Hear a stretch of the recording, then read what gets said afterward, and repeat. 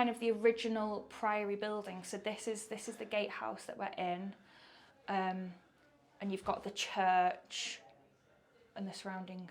Well, so it's got two panels there, but that's not a continuation, is it? No. That's turning around, and that's the entrance step to the chapel. That's where, yeah, okay. After all this, we've arrived at the church.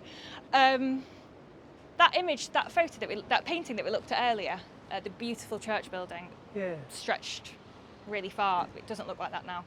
It's this bit here, and at its very centre, and the building that they built first was the church. It's the most important part of why they are in London, why they're here, what they're about. But originally, it was this beautiful rounded nave. It didn't actually last for that long. I think in the 13th century, they knocked it down and they built that traditional kind of cross shape. From the outside, it's probably the least churchy looking church in London. Yeah. I mean, I can't think of another People one. don't. If you say on like if we have an event here and we say it's at the church, people are like, and where is that? you expect to see a bell tower, or just something that looks a bit like a church. Yeah. So this is the cloister garden, and it does look resplendent today. It is beautiful. There was a cloister here. Yeah. At various stages, but it was actually kind of over where the paving is. And at some point as well, you can see from the outside of the church. It's a really great spot to look at the outside of the church. Well, suddenly it looks like a church. It looks like a church now, doesn't it?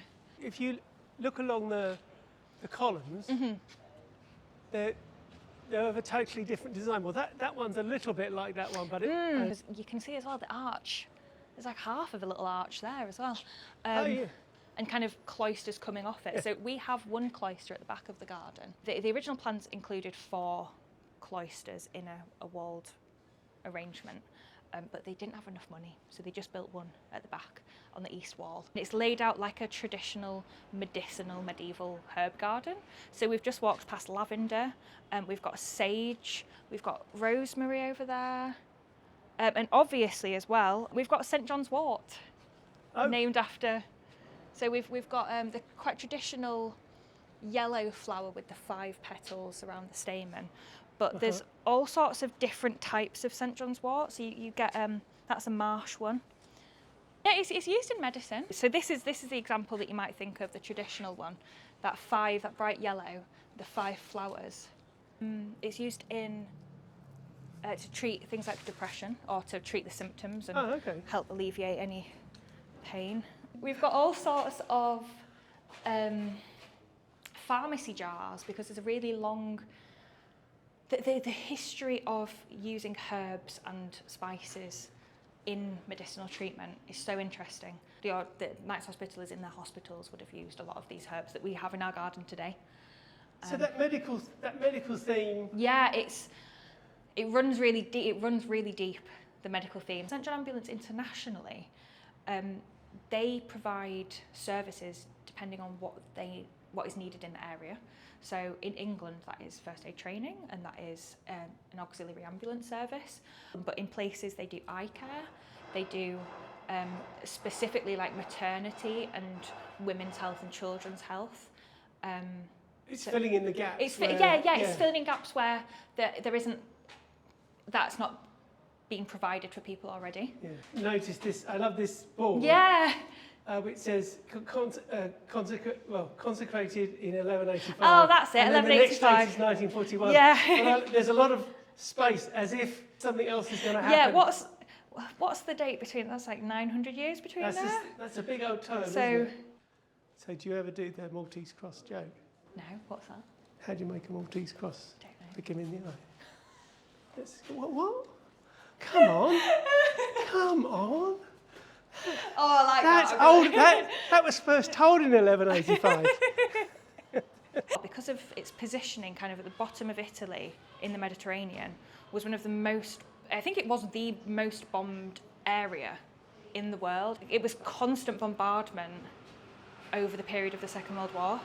And actually they got the Victoria Cross, like the island of Malta and the people of Malta got the Victoria Cross for putting up with that. So we've got some really, really lovely architectural drawings that show the stages of the church. So that's that nice rounded nave that we were looking at, and this area is largely where the church still stands. Yeah. Relatively soon after that, you get that more traditional rectangular church with a cloister that is largely the paving out there. Where our cloister garden is now is a little bit more towards the back. Mm-hmm. A little bit later, you have a bell tower added, and this is when the dissolution of the monastery happens. It's when the church is essentially pulled apart, reused, and it becomes a local church. 1700s, the church with adjoining tenements. This is the church that is bought as part of the Commission for 50 Churches Act. Well, I guess it's the fallen down version of that one. Well, actually, I don't think that they did much work to it. So it was identified that Clerkenwell needed more churches. That was in 1711 when the Presbyterian preacher at the time, William Richardson, was doing Anglican services at the church in what would have largely looked something like this. A couple of years later, I think in 1714, it was visited by Hawksmoor and Wren. Nothing seemed to really come of that.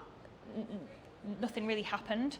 I think mainly because it would have needed rebuilding to kind of ascribe to the level of standards. And technically they were supposed to build new churches rather than rebuild. Yeah. But in 1716, so only 2 years after Wren visited, it was put up for sale or for rent. It was bought as part of the Act because it wasn't built, but it was purchased. And I wonder if that's actually where money came from to add improvements like a clock tower. It's hard to tell. This area was really built up. So you've got kind of tenement buildings that are attached to the church either side. And that's a long history ever since the dissolution that this area was used. And that's the reason that it still survives now after the dissolution, because it was a useful building.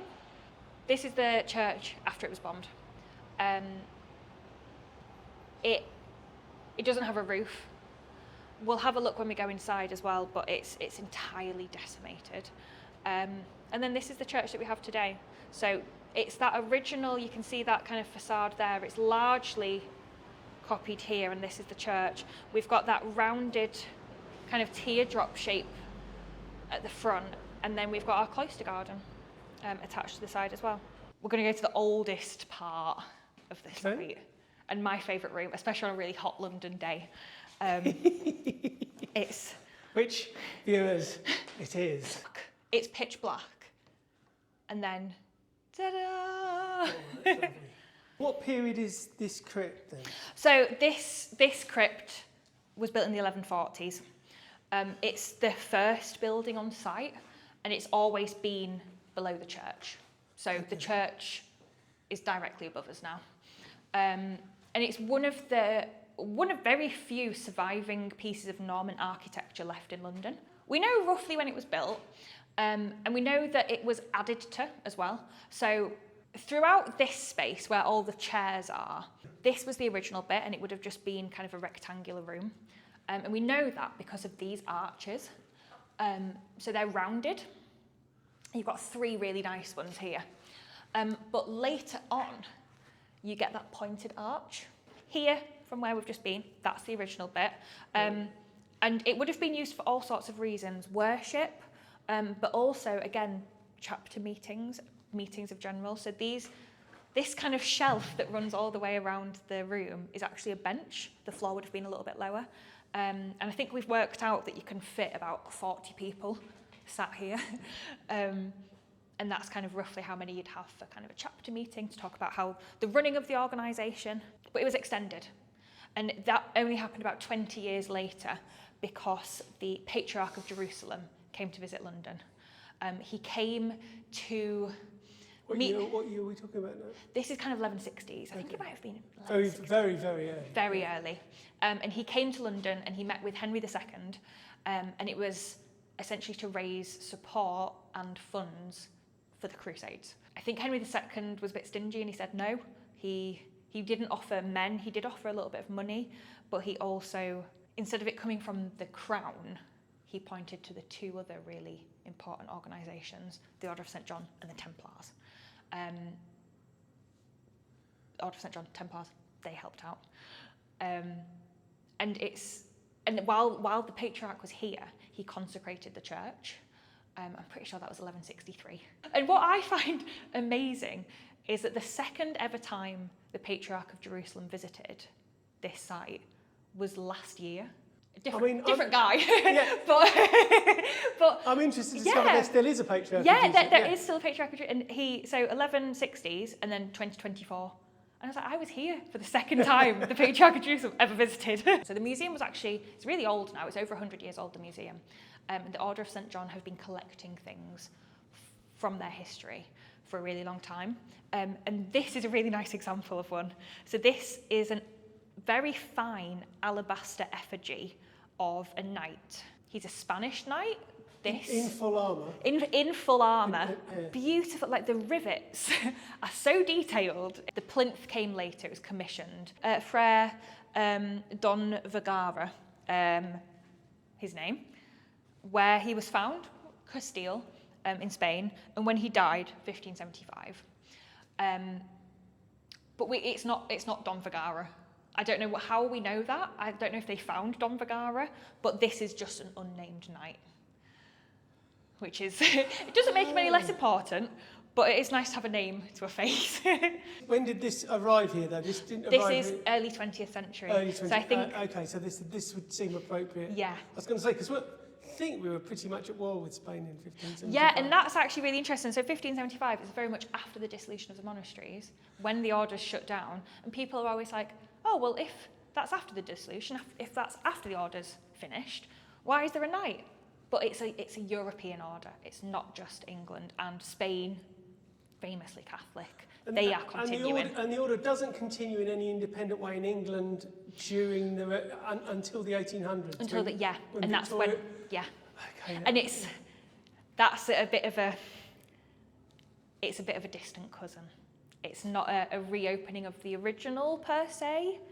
Well, it's extraordinary that it was managed that it was the same location. I think the gate came up for sale, very timely, and they bought it. There's a whole hidden language of heraldry. His feet are resting on a lion. I think it looks a bit more like a pug. It's just showing what a brave knight he is. People would join the order, they would vow chastity and poverty. Poverty, he's got a very grand tomb here. He probably commissioned this for himself when he was feeling a bit peaky towards the end. Well, you can't take it with you. Yeah. It's going to go to the order. So spend it, then die, then whatever you've got left goes to the order. And the chastity bit, this page here is probably his illegitimate child. He's got a book in his hand. He's a good student. Yeah. Well, that's a good point actually. Good student. Is he just reading? He would have probably have been quite highly educated. But I've always assumed that it's a Bible. Oh, what an amazing. This looks old. It is. So it's about 750 years. We're in the Almoner's Chapel now, and this bit is added to. We know that because we've got pointed arches. It's the Almoner's Chapel, and this font wasn't actually used here. It was used at a church, Order of St John Church in Buckinghamshire, I think. Okay. And in the 50s, it was found, and it was being used as a cattle trough. So cows were drinking out of it, and then it was brought here. It's interesting. It's lead lined, so this is probably not the best way, but I've got a little magnetic badge on, and it's not magnetic. Mm-hmm. Lead is relatively, like, this is quite stable. Doesn't look in bad condition, but maybe shouldn't be cows drinking out of it.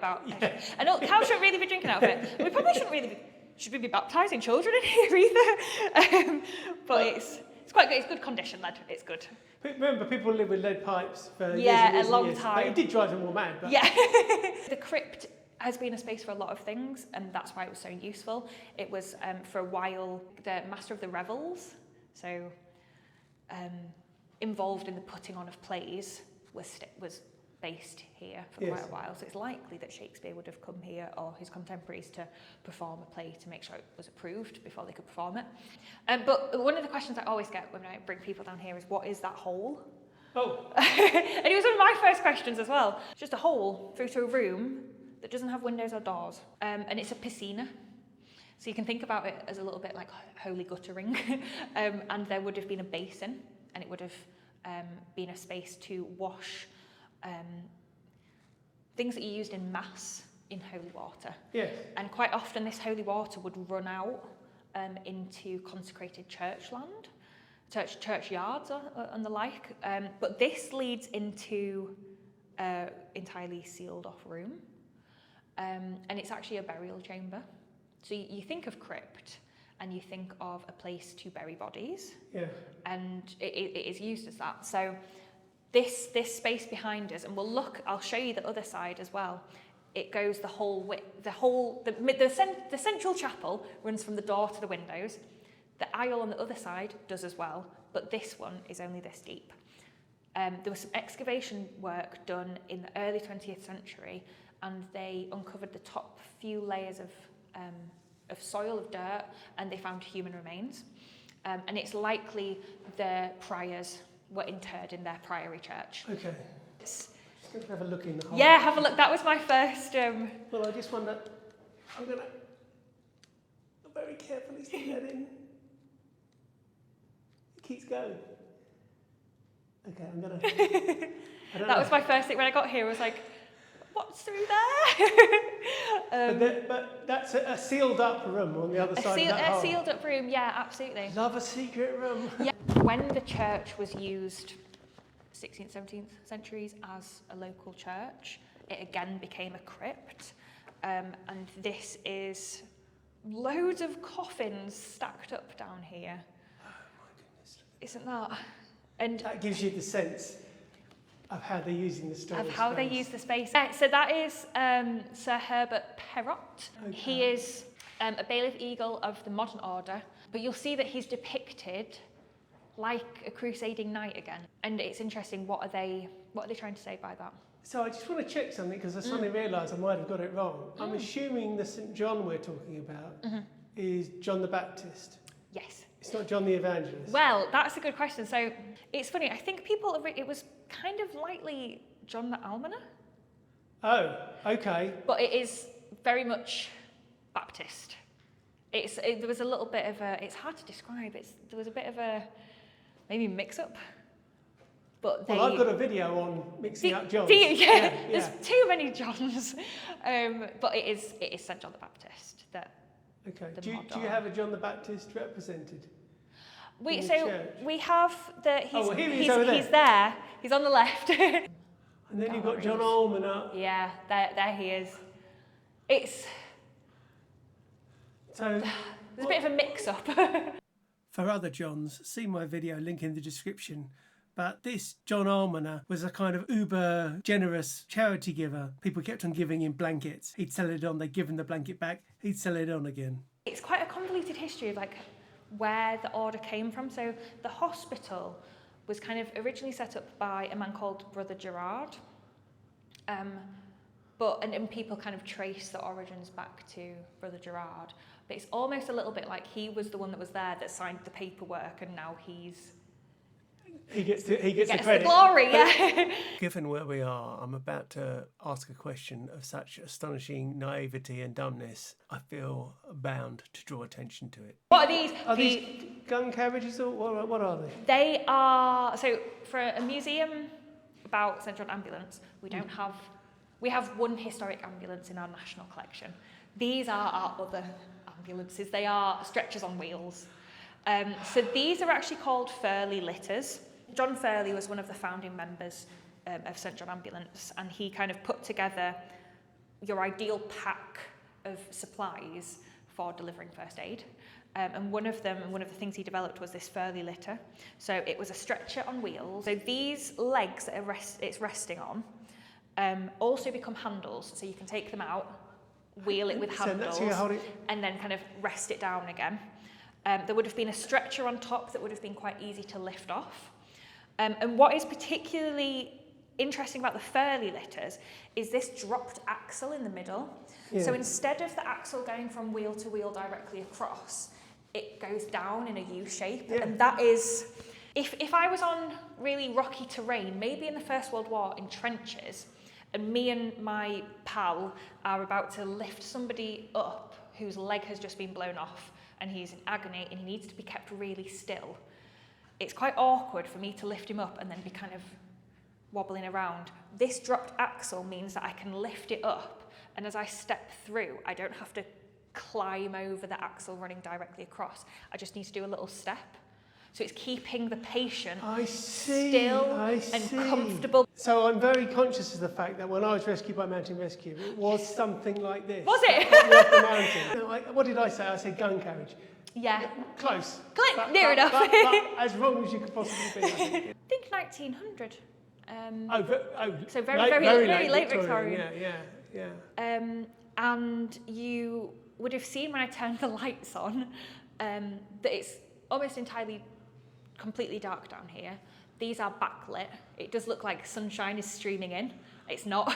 It's all artificial light. Okay. And these windows were designed to be in the church upstairs.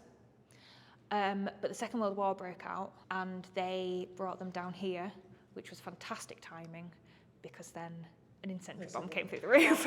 bit gory. Well, not gory. I think it's actually. Oh, hello. It's.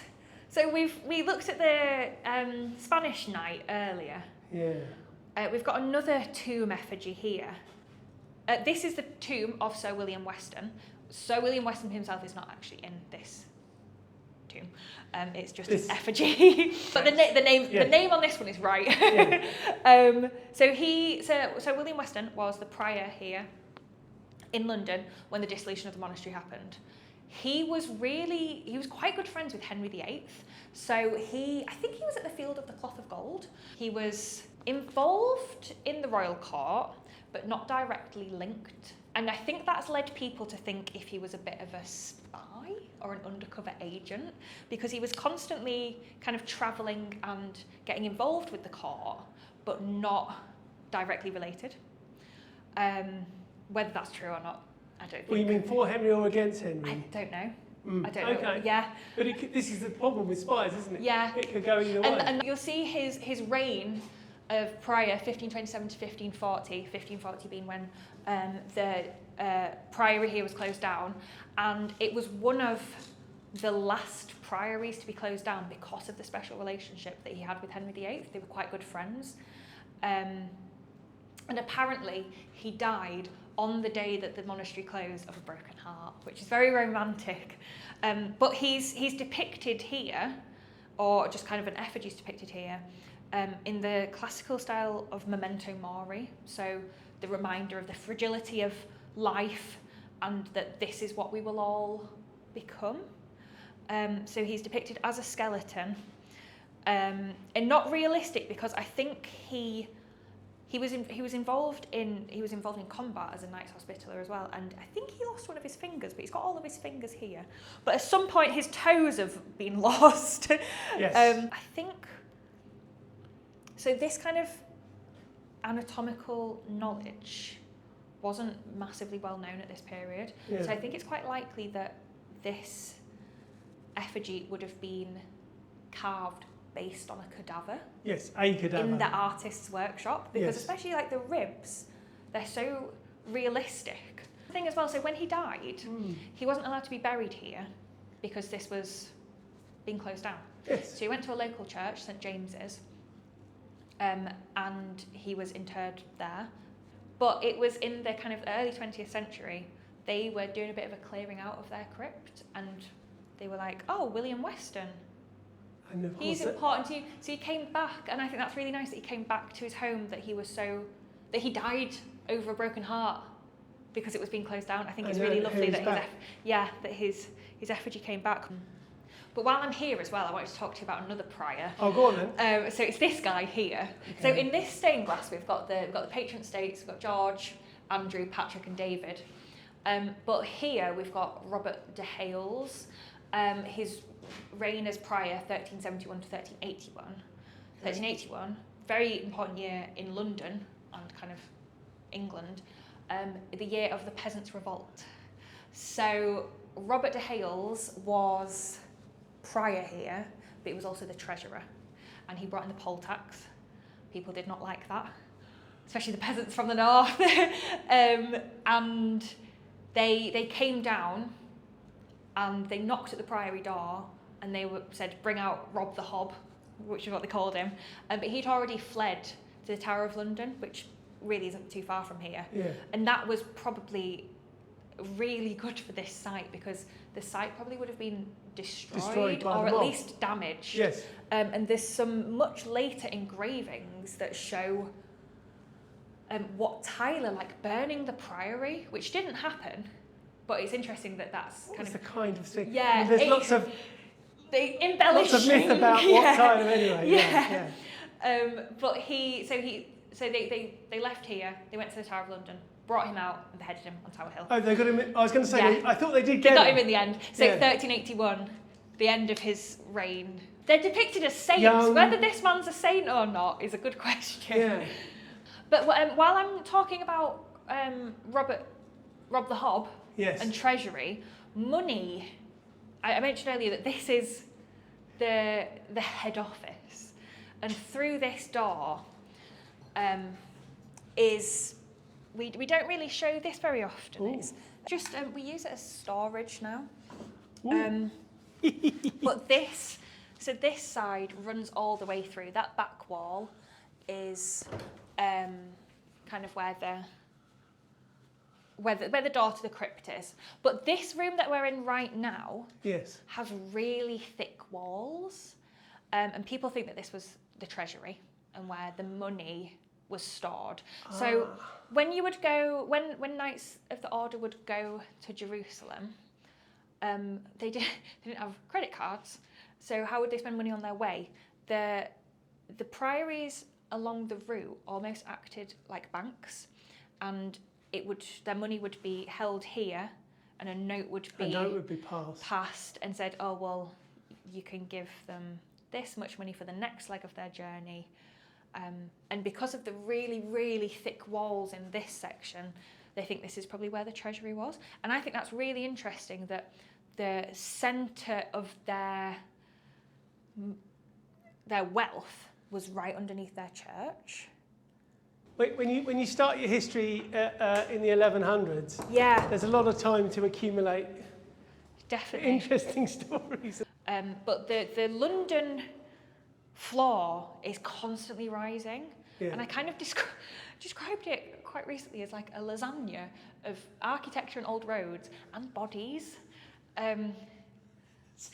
Lasagne. I've never heard anyone refer to it. But it's absolutely right. It's not. It's Whoa.